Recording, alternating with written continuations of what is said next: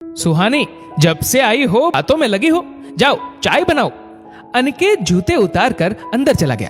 देखा aunty, 2 minute बात करते हुए नहीं और जनाब ऐसे सुनाकर चले गए। अगर तुम थक कर आ रहे तो मैं भी नौकरी करके आ रही हूँ।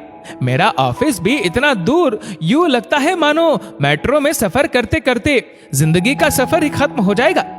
सुहानी पड़ोस की शर्मिला आंटी से बात करते हुए अंदर आ गई। सुहानी और अनिकेत दोनों पति पत्नी वर्किंग मेट्रो सिटी की भागदौड़ भरी जिंदगी में दोनों को एक दूसरे के लिए समय ही नहीं मिल पाता। सुहानी का मायका दिल्ली में होने के बावजूद भी वो सिर्फ फोन पर ही बात कर पाती। ऑफिस से छुट्टी मिलते ही या वार त्योहार पर अनिकेत को अपने घर कानपुर जाने की लगती। वहां जाते ही वो सुकून के पल बिताता, पर सुहानी को वहां भी सुकून नहीं। उसे बहू की जिम्मेदारियों का बोझ ढोना पड़ता। हर दिवाली अनिकेत अपने घर अपने माता पिता के साथ ही मनाता था, लेकिन इस बार कार्यभार की वजह से उसे अंत में तत्काल टिकट लेनी पड़ी। सुहानी 6 बजे की ट्रेन के हिसाब से 3 बजे ऑफिस से निकल गई थी, लेकिन धनतेरस की वजह से इतना ट्रैफिक था कि वो जाम में फंस गई। कहाँ हो सुहानी, आज इतना लेट कैसे हो गया? मैं सब समझता हूँ, तुम वैसे ही ससुराल जाकर खुश नहीं हो, इसीलिए जानबूझकर लेट कर रही हो। अनिकेत फोन पर चिल्लाया। सुनो, मैं जल्दी पहुंच जाऊं इसके लिए मैंने कैब करी। मुझे क्या पता था मैं फंस जाऊंगी। मेरा ससुराल जाने का मन हो या ना हो, जाना तो पड़ेगा। फिर क्या फायदा नाराजगी से, सो मैं चुपचाप चलती हूँ। उसके बाद आप क्या सोचते हो मुझे फर्क नहीं पड़ता। सुहानी भी 2 टूक सुना दी। जब त्योहार का माहौल है, जाम की वजह से मैं अपनी गाड़ी नहीं ले जा रहा, ना ही कैब करवाई, और तुम कैब से आकर बड़ी समझदारी दिखा रही हो। अनिकेत चिल्लाता रहा।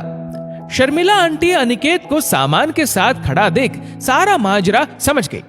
बेटा, वैसे मुझे बोलने का कोई हक नहीं, फिर भी ये बुजुर्ग महिला अपने अनुभव से कुछ कहे तो बुरा तो नहीं मानोगे? अरे आंटी, क्यों शर्मिंदा कर रहे हो आप? इस अनजान शहर में अपना कहने को कोई है तो सिर्फ आप। प्लीज कहिए ना। बेटे, मुझे नहीं लगता तुम लोग स्टेशन तक पहुंच पाओगे, शर्मिला आंटी झिझक कर बोली। हाँ आंटी, सब सुहानी की बेवकूफी से। आज ऑफिस जाती ही नहीं, 4 सालों में पहली बार ऐसा हुआ। इस बार तो संजोग ही ऐसा बन रहा कि ट्रेन बस कुछ मिल ही नहीं पा रहा। बड़ी मुश्किल से ट्रेन की टिकट अरेंज की, वो भी इस औरत की बेवकूफी से वेस्ट हो गई। अनिकेत चिढ़ते हुए बोला। मैं नहीं जानती बेटा इस बार का सफर तुम्हारा कैसा जाएगा, पर मैं ये जानती हूँ, जिंदगी के सफर को सुखमय बनाने के लिए पति पत्नी दोनों का योगदान बराबर होना चाहिए। तुमने सुहानी को जॉब करने की आजादी देकर समझदारी और परिपक्व सोच का परिचय दिया, लेकिन उसके काम को तुम्हारा दिमाग आज भी वो सम्मान नहीं दे पाया। आंटी, आप कहना क्या चाहते हो? मैं कुछ समझा नहीं। औरत नौकरी करती है, सो अब घर के कामों से मुक्त हो गई, ससुराल से दूर रहती है, सो उसको सब आजादी है। तो अब मायके जाकर क्या करेगी? अपने दिलो दिमाग को इस संकीर्ण सोच से आजाद करो। औरत की नौकरी का मतलब वो फ्री नहीं, बल्कि घर की बाहर की दोनों जिम्मेदारियों का वहन करती है।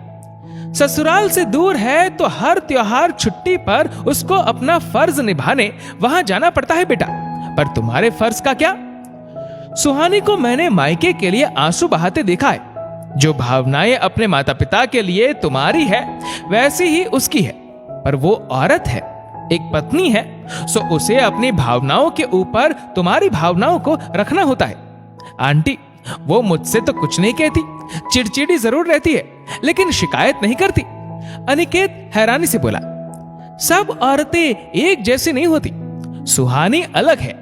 वो इंतजार करती है कि तुम उसे कहो, तुम्हें खुद से एहसास हो।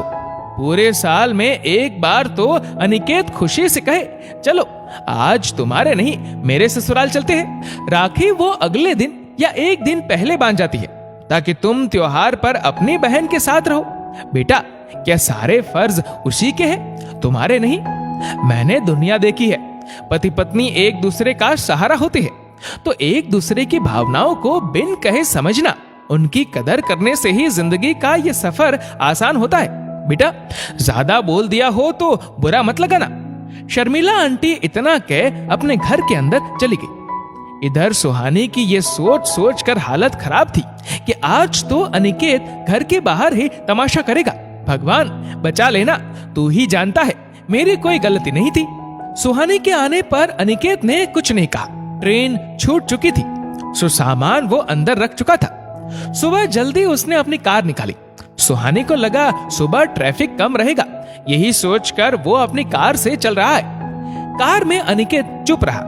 सुहानी ने भी पूरे सफर में चुप रहने में ही भलाई समझी। एफएम के गाने सुनते सुनते कब उसकी आंख लग गई पता ही नहीं चला। कार के ब्रेक लगते ही सुहानी की नींद टूट गई। इस बार कानपुर बड़ी जल्दी आ गया। सुहानी ने अंगड़ाई लेते हुए आंखें खोली तो मायके की गली देख एकदम चौंक गई। उसने पति की तरफ देखा। इतनी क्या नाराजगी, आप मुझे मायके छोड़ने आ गए? सुहानी की आंखें नम हो गई। इस बार दिवाली तुम्हारे नहीं मेरे ससुराल में मनाएंगे। अनिकेत के इतना बोलते ही सुहानी ने कलेजे पर हाथ रख लिया। ऐसे सरप्राइज मत दिया करो, मेरा खुशी से हार्ट। सुहानी के मुंह पर हाथ रख अनिकेत ने चुप करा दिया। अनिकेत ने थोड़ी सी समझ दिखा दोनों परिवारों का मान रख लिया। अनिकेत ने सुहानी के मायके में छोटी दिवाली तो बड़ी दिवाली कानपुर में मनाई। जब औरत दोनों परिवारों को साथ लेकर चल सकती है तो आदमी के लिए भी इतना मुश्किल नहीं। इस वीडियो को लेकर आपकी क्या राय है नीचे कमेंट करके जरूर बताएगा। और अगर आपको वीडियो अच्छा लगा हो तो इस वीडियो को लाइक करेगा, शेयर करेगा ज्यादा से ज्यादा लोगों तक। और ऐसे ही और भी इंस्पिरेशनल वीडियोस के लिए सब्सक्राइब करें हमारे यूट्यूब चैनल को और फेसबुक पर फॉलो करें हमारे पेज को। धन्यवाद।